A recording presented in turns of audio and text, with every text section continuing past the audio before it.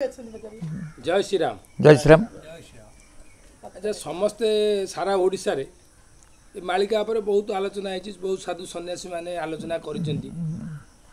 तो आज बाबा टे बुझे दियंतु जे उन्नत केसरी किए आ से कौन ता विषय टी आम टे बुझिया चाहू। जय श्री राम।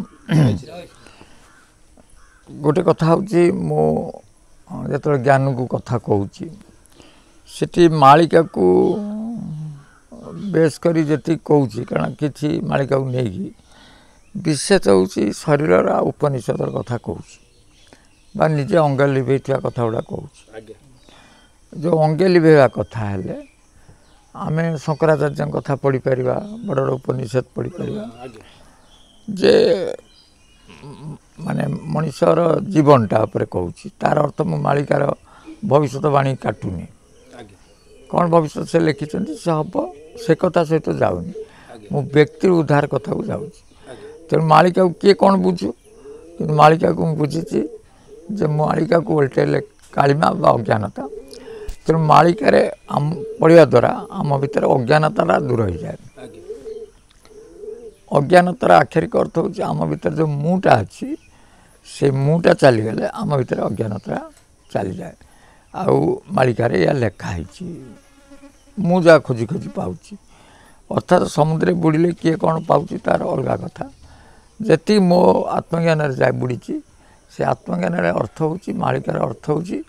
उल्टे देवा माने प्रत्येक अक्षर उल्टी की चलवा षड़चक्र को खोलिकी अज्ञानता को दूर करवा त्रिकुटर मुँह को मारदे है मालिका।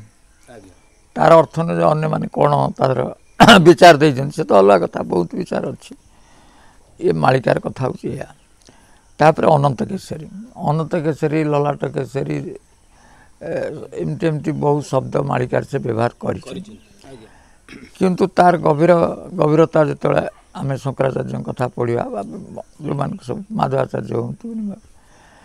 जे पढ़ा और निज स्वर सहित मिलैकी देखिले जे प्रथम ब्रह्मर उत्पत्ति है ना ना ब्रह्म उत्पत्ति नुह ब्रह्म स्थित माने ना ताकर आदि अच्छी ना अंत अच्छी से तो सृष्टि सर्जना करने चाहिए तेणु मायारे गोटे आदिमाता सृष्टि होती आदिमाता आदिगर्भ जहाँ प्रकृति बोली कह तेणु ब्रह्म सत्य कि जो प्रकृति ता सत्य पुणी असत्य अर्थात अनिर्वचनीय। तेणु प्रकृति रही आउ ब्रह्म रही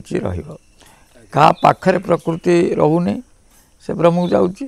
अन्य मान प्रकृति सेमती अच्छी है कथा। या द्वारा तो सृष्टि सदना है तेणु आदि गर्भर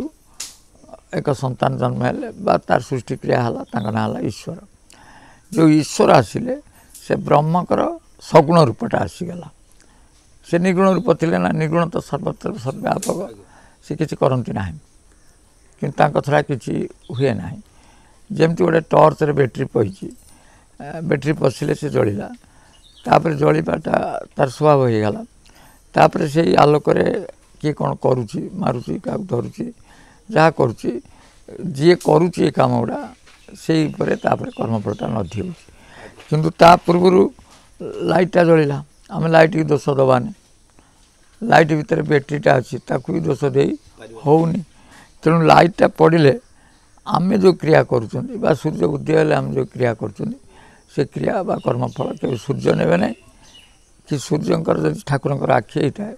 से ठाकुर भी ने ना ये गोटे माया। तेणु जो ईश्वर हेल्ले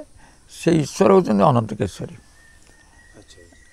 से होती अनंत केसरी ललाट केसरी कहले भी सही आ ललाट केसरी आप कही न। तेणु गोटे शब्द कहले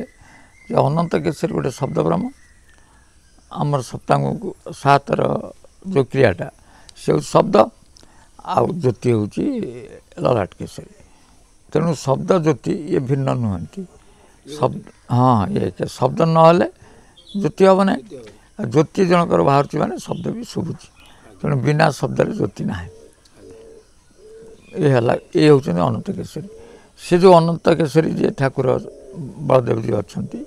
सी पाखे गोटे माया शक्ति रही माया शक्ति कहती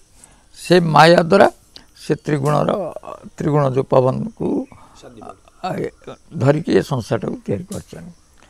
तम गुण लोक तैयारी कर रज गुण तैयारी कर सत गुण भी तैयारी कर क्या द्वारा कर त्रिगुणात्मक माया द्वारा से कर